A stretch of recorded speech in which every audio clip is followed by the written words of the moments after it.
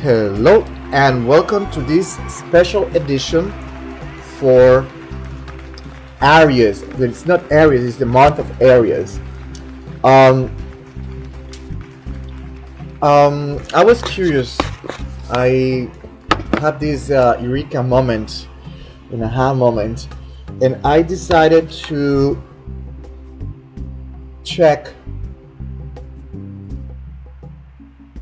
the ingress of different planets like Mercury, Venus, and see what was going on. And because this time of March, especially from March 20 to April 20th, we're going to have a lot of activity.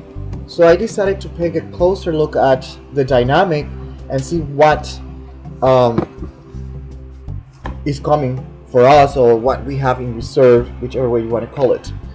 And here I started with Mercury entering Pisces, and I thought that was a great way to start because Mercury is related with communication, and then Pisces is related with in religion, with spirituality, with Christ in this case. Well, for many Christians Christ, but for other religions it means something else, but is related with spirituality. And Mercury, for me, I'm starting to see it more as the prophet, the announcer, the pioneer, someone that is bringing a message, that is preparing us for what is coming this year. If you wanted to see us March 20th, the beginning of the real year. And let's start immediately paying attention to a little details here. First of all, I want to bring attention that obviously Mercury is in the third house, the house of duality. So we really need to understand what is bad in order to understand what is good. We really need to understand what is hate in order to understand what is love, and vice versa. Without one thing, we cannot understand the other one. Gemini, even though this is in Pisces, the house of the Mercury is in its own house, the house of Gemini, which is related with duality and is an investigation and research studying the concept of duality, the soul versus the flesh versus the spirit, and vice versa. All these dynamics have to be seen and understood in order for the third house grow. But because Pisces is there, we have to start seeing this duality, this dynamic with past lives or past events, let's put it like that, things related with our past. And this is very, very important to understand. Now, what I really want to bring attention is that here we have the moon that is 120 degrees from Jupiter, and Jupiter is 120 degrees from Mars, and then Mars is 120 degrees from Venus. It's forming a grand trine. It's going to be temporary because the moon is here. It is going to last a very short period of time. Sorry, but it's actually setting the tone of what is coming for us during this time of the year, March, April, the time of the ram. And it's a trine, so it's making life easy, but is what is all about. We have Jupiter on the ninth house, the house of karma. So technically it's time to act. We have Leo here, we have Sagittarius, and we have Aries. This is a fire grand trine, if we can call it like that. It's temporarily, it's nothing big, probably it's nothing major, but it's there. The present is going to be there, and it's forcing all of us to do something, to create a new karma, to focus our mind in things that are more spiritual, in our philosophy of life, our religiosity, our spirituality. Is asking us to focus on that aspect. Technically speaking, that's what the message is bringing, this prophet, I'm going to call it the prophet, Pisces, Mercury in Pisces, the prophet. And then we have here on the 4th house, the house of customs, traditions, we have the south node, Uranus and Mars. So this is all about dissolving what we see now as our traditions and our customs. And this is really, really, really big, because Mars is in trine with Jupiter. Jupiter is in the house 9, number 9, and we have Leo there. Leo is about identity, who we are, what we are, why are we here, what I want to be. And it's in the house of karma, the house of the ascended masters. So this is all about creating new karma, creating new ways of seeing and understanding life, ways to understand spirituality, new ways to understand religion or religiosity. All that stuff are there. The fact that we have Uranus, Mars here with the south node is letting us know that these changes are not coming without a fight.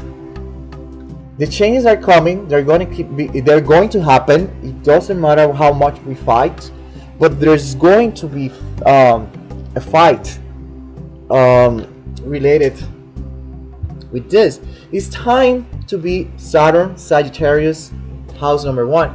It's time for us to be more practical, more realistic regarding Sagittarius, regarding our religious points of view, our spirituality, our philosophy of life, about what is right and what is wrong. Okay, that time has arrived, and this is the message that the stars are bringing us for 2015. Okay, and that's when Mercury enters Pisces. Now we have to pay attention now. Venus entering Taurus. So let's pay closer attention to this. Look at the change that we have here. First of all, before I forget, I want to point out that here we have an intercepted house, an intercepted sign. We have Gemini being intercepted, and the house is intercepted as well. There's no planet here, which is a good sign, but at least here, if you're a Gemini, you might have a little bit of trouble expressing this energy that the universe is bringing. The same with you, Sagittarius. If you're a Sagittarius, you will see that you might have a little bit of trouble expressing this energy. Or countries that have a rising sign in Gemini, they might have a problem.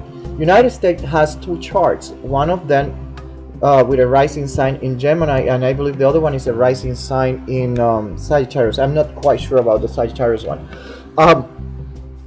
But this is portraying some issues there, especially related with law. Here, law, spirituality, philosophy, all this kind of stuff. But my attention is mostly here, the house number 1 and house 10 to 12.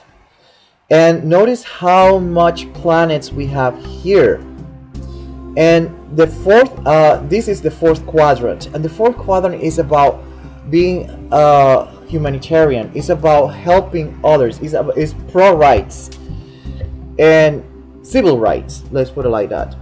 Desire to grow and help others to grow, and the focus is going to be there, and that's what this prophet, let's call it like that, Mercury, is preaching us before the Ram arrives, or the Lamb of God, if you want to call it like that, so you can take an idea of the implications that I'm bringing here. Then here we have the south node, Uranus and Mars in Aries in conjunction. We have a stellium here, and this is very fascinating because what this chart is letting us know, the message that this prophet Mercury in Pisces is bringing us, is that we really need to dissolve our egotistic ways. We have to stop being selfish. We have to stop focusing in our ego on who we are, on what we are, and what we identify with. We really need to let that go, open up our mentality, our horizons, try to see and understand other ways of thinking, understand other people views, because we really need to grow. We need to create new karma for our lives, for our future. It is time to try to dissolve past karma and build a new one. And in order to do that, we have to let go. We have to let go our egotistic ways and focus more in everyone else. It's not always us. It's not always me. It's everyone around me.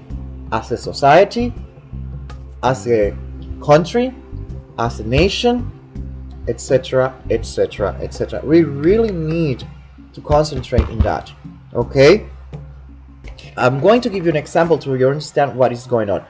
Here, we are seeing ISIS. That's the best example I can give you. It's a very exaggerated, dramatic example, but we have ISIS that is destroying a lot of historic monuments. But why they are doing that? They are vibrating according to this energy, but they're vibrating in a really low level, and the energy is channeled but on the wrong way. And what they're doing is dissolving an identity, in this case, of what they consider is wrong. So they are destroying anything that for them is idolatry, etc., etc. They want to get rid of that because they think that by doing that they're going to be improving their nation, spirituality. They're going to improve humanity and all this kind of stuff. Is wrongly channeled, the energy, but that's the energy being manifested in a really low level. Okay, and that's what this is all about. We really need to channel this energy. We have to dissolve this selfish identity, but we don't have to do it, and we don't want to do it like ISIS is doing and many other countries. We really need to let it go, but in order to grow and enter a new order, a new realm, a new world, whatever you want to call it. But the time has arrived. So if we want to create a new karma, we really need to stop our selfish ways of thinking and doing things. Then we look at the new moon that is going to be on March 20th. This day is going to be really loaded, and this is what we have here. The new moon, notice again, house number 1 is so loaded, and then the south node is here, the moon, the south node, Uranus, Mars. So we really need to let go of all these selfish ways that we identify ourselves with what is practically our identity. We really need to let go of all this stuff. Saturn here, which is in the 9th house, Sagittarius, Saturn, we really need to be very practical and realistic regarding our philosophical point of view, our spirituality, our religious points of view. We really need to be very practical. Okay? We cannot let go our selfish ways if we are very stubborn in our ways. In other ways, it's like saying, it is my way, not yours.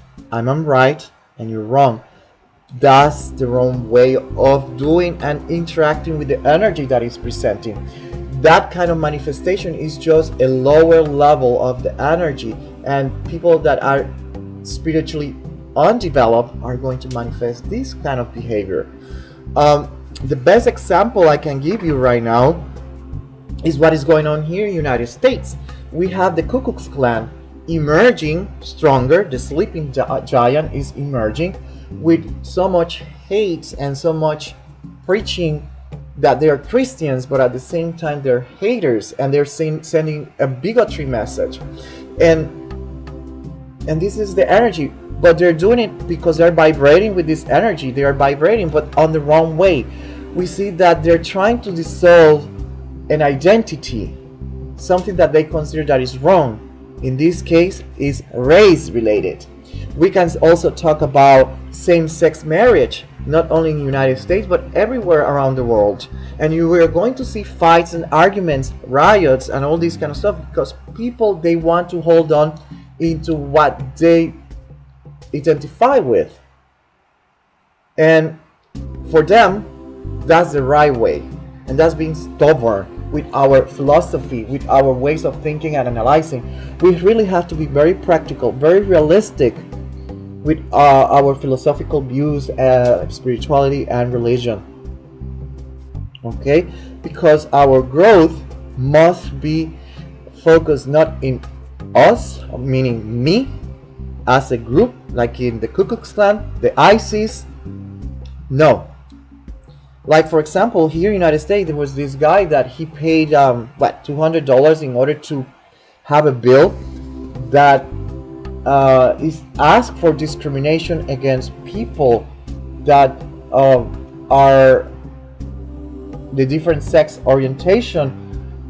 And not only that, there is many states in the United States that are trying to pass laws that allow discrimination, and they are trying to dissolve what they think is wrong. But the energy that is telling us is that we cannot be that stubborn with our ways. We have to be open-minded and realize that we need to create a new karma, and the time is now, my people.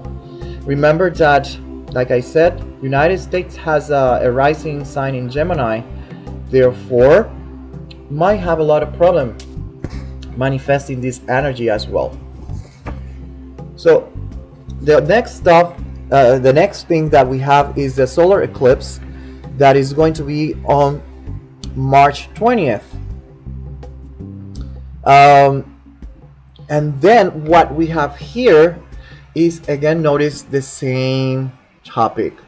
Houses loaded between 10 and 12, and house number 1 is the same topic over and over. But I want to bring focus on Vesta, on Aquarius. Aquarius is all about our goals and objectives in life, but is also related with the 12th house. The 12th house is past lives, but is also isolation with the purpose to grow spiritually. So our focus must be in how we can dissolve our selfish ways in order to grow spiritually. This is all about becoming brothers and sisters. And like always, there's going to be resistance, but that's the message.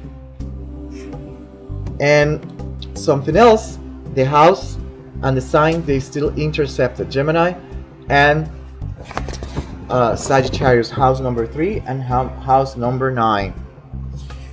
Then the sun is going to enter Aries, and the sun entering Aries March 20, 6:45 p.m. Standard Time, Eastern Standard Time.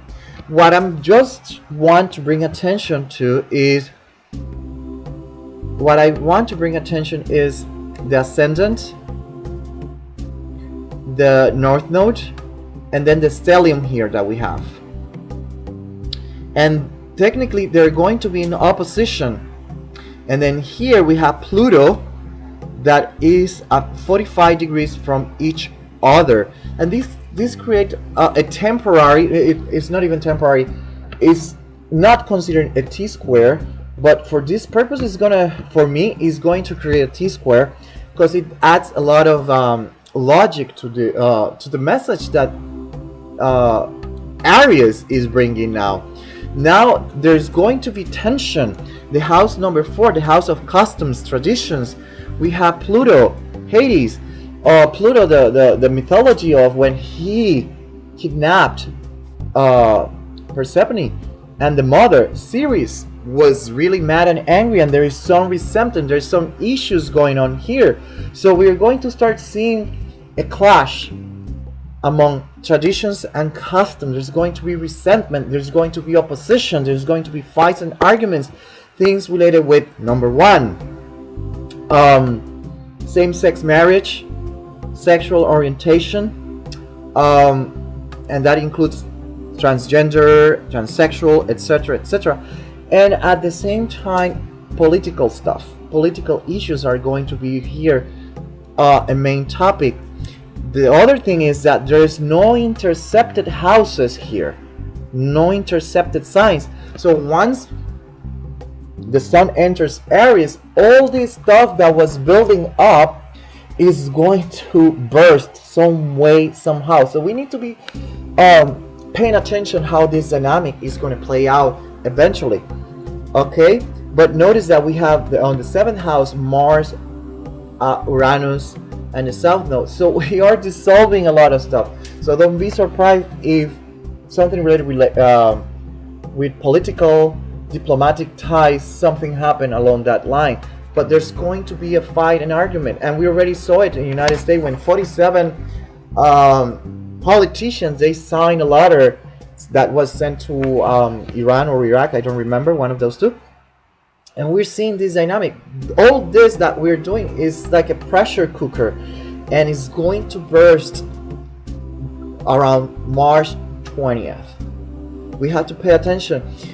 Emotionally, spiritually, we are going to feel all this pressure, but it's because the universe wants us to do something, want us to grow, to help us grow spiritually and